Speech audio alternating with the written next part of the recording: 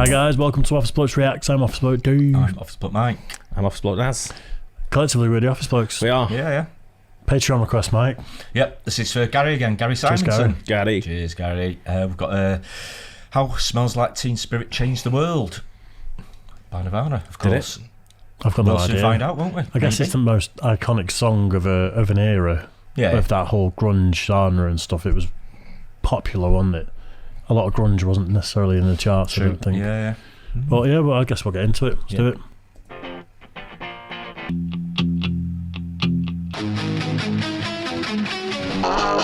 Alright, I see. I'm thinking You Really Got Me by the Kinks, though, wasn't it? A bit before that. I think this is maybe just iconic songs of their times or of their genres, Right, maybe. so then, right, yeah.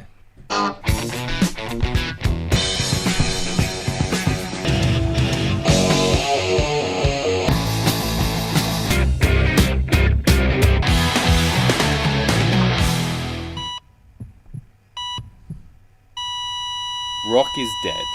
Or at least that's what the music press have been telling us for the last half-decade. There's not been a genre-defining rock act that has gripped the public consciousness in forever.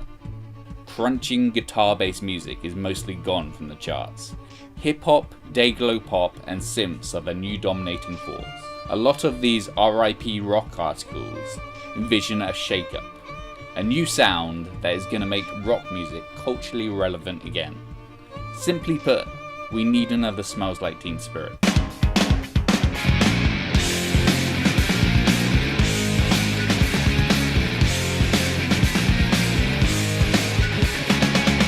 But what made Teen Spirit so essential anyway? I'll set the scene. Late 1980s. Hair metal, extended guitar solos, excess, hairspray, cherry pie. The songs were big, the bands and their lifestyles were even bigger. Rock gods like Bon Jovi, Guns N' Roses, Motley Crue, Van Halen and post-smack Aerosmith stalked the landscape unopposed. Thematically, there was an overwhelming focus on self-image and sex, but ultimately the music was shallow, often with sexist and homophobic undercurrents. For the scruffier, more underground demographic, I don't think you get to retrospectively go back 30 years to a genre and talk about sexism and things like that. It was over time. It's all the time, isn't it? Yeah, 80s stadium rock bands where it was all cocaine and nudity and stuff. It's not normal. It's not normal life. Yeah, exactly. Yeah. I agree with you, but a lot of people are taking that route at the moment. I know. Not just in music, in everything. Yeah, in everything. Life in general. Oh, Yeah. yeah, massively. But I think you've got to leave it where it was. It was Yeah. of its time, and then the thing is just to progress past it and That's what people not do, be isn't it? like People that. move on, and but Yeah. Dick. that I don't even like 80s hair metal and stuff. It's not my thing. its image and skill-based aesthetic signalled that this music was not for them. In the other corner were Aberdeen, Washington's Nirvana. They formed in 1987, the same year as hair metal's zenith, Appetite for Destruction. 2 years later, they released their debut album, Bleach, a scrappy, distorted and misshapen little thing that was equally obsessed with Black Sabbath as the Beatles. The NME called it the biggest, baddest sound that Sub Pop have so far managed to unearth. So primitive that they managed to make label mates Mudhoney sound like Genesis. Nirvana turn up the volume and spit and claw their way to the top of the musical garbage heap. They signed to major label Geffen Records the next year and began to work on their follow-up. Little did they know that with one track, this band would change the face of rock music forever. That phrase is used a fair deal, especially when talking about Nirvana, but it's remarkable what a 5-minute pop rock tune can do to the musical landscape.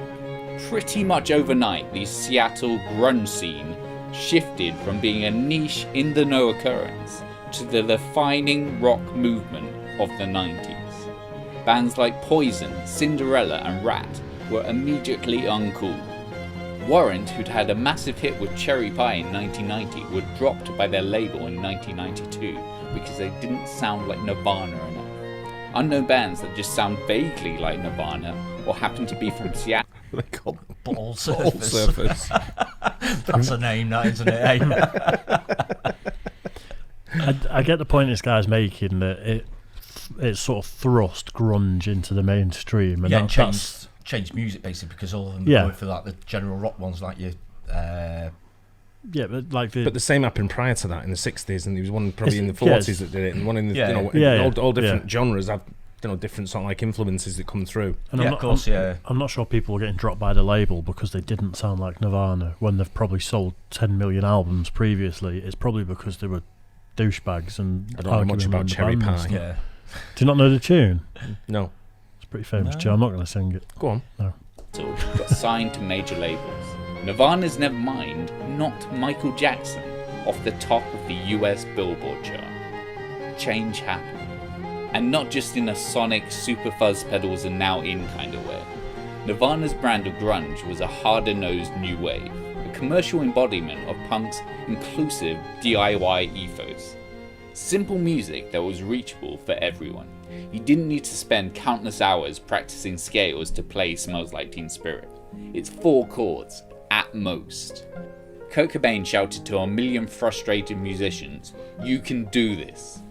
Though there were bands before with the same rudimentary philosophy, none of them had the platform that Nirvana had. Cobain was the anti-Van Halen. Teen Spirit is deceptively simple in structure. It is at its essence a big dumb pop song with big dumb pop song production, courtesy of producer Butch Vig. Its influences are a mixture of underground, loud, quiet dynamics from the Pixies, punk's ragged intensity combined with the chugga-chugga riffing that is being compared to Boston's More Than a Feeling.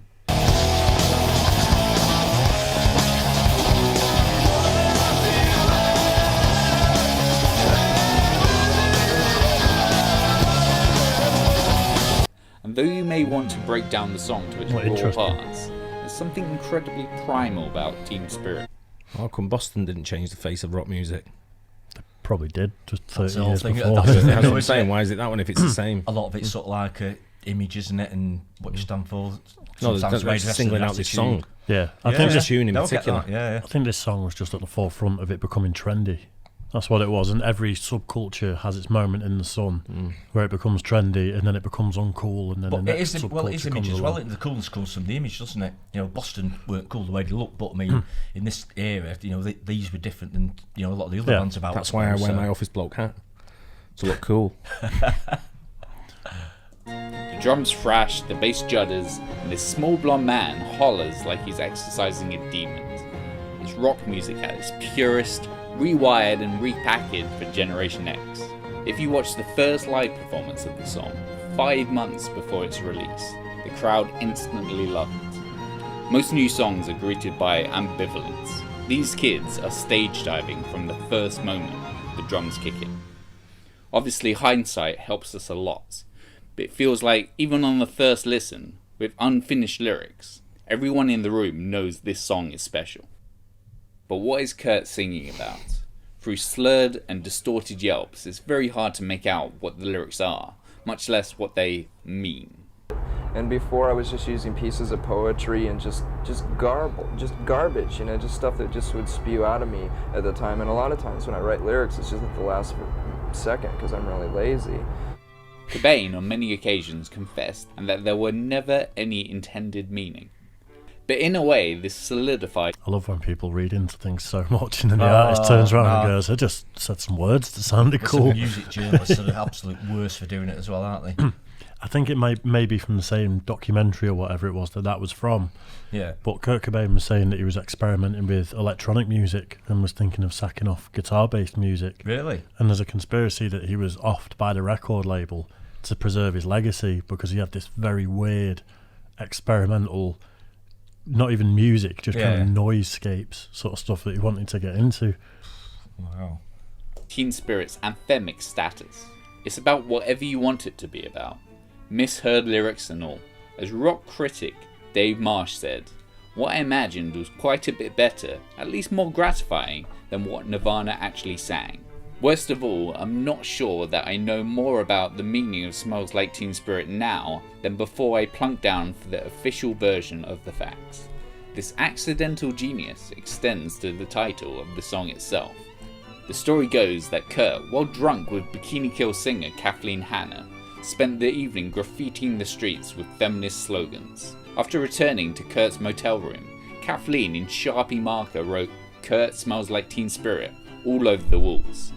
Kurt thought this sounded like another sloganeering call to arms, but in fact this is a reference to Toby Vale, Bikini Kill drummer, who was dating Kurt at the time and used to wear Teen Spirit deodorant.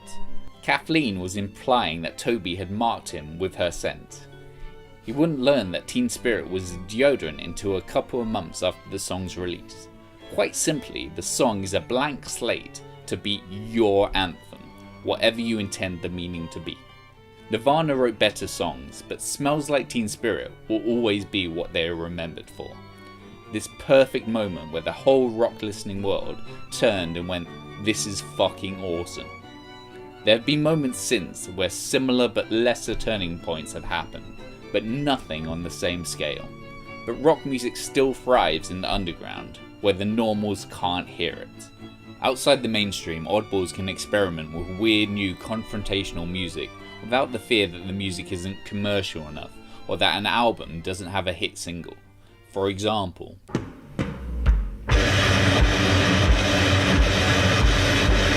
So why don't you like reggae? Barack Obama killed something in me! Barack Obama killed something in me!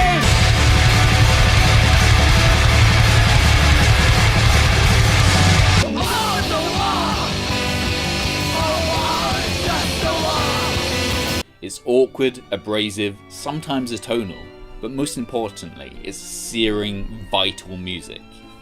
Kurt may have been happier in this modern rock climate. He wouldn't have to be the voice of a generation. He would just play to whoever wants to listen. As a great man once hollered, "With the lights out, it's less dangerous."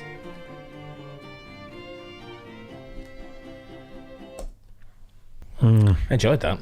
Yeah, It- interesting. That. It was definitely interesting. It was written from a point of view. Yeah, exactly. It wasn't very subjective No. Yeah, whatsoever, but definitely, it was interesting. And that clip of Idols at the end, I actually quite like Idols. Oh, do I you? think they're pretty good, yeah. Yeah. Was that the heavy one with the drumming in there? No, that's the punky one, where he had the sort of Cockney accent. Yeah. Oh, right, yeah. They're around Yeah. now. Yeah. They're in Oh, the still charts. going? They're on Radio 1 all the time. Really? Right, okay. They're really popular.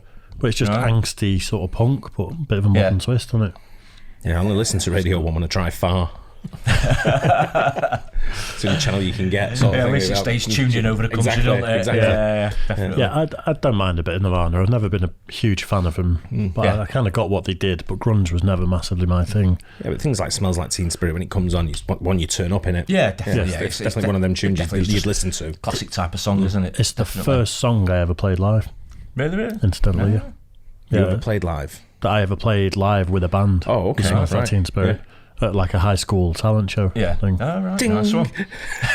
Yeah, I did the lead guitar. I just went. "Da-da." That was it.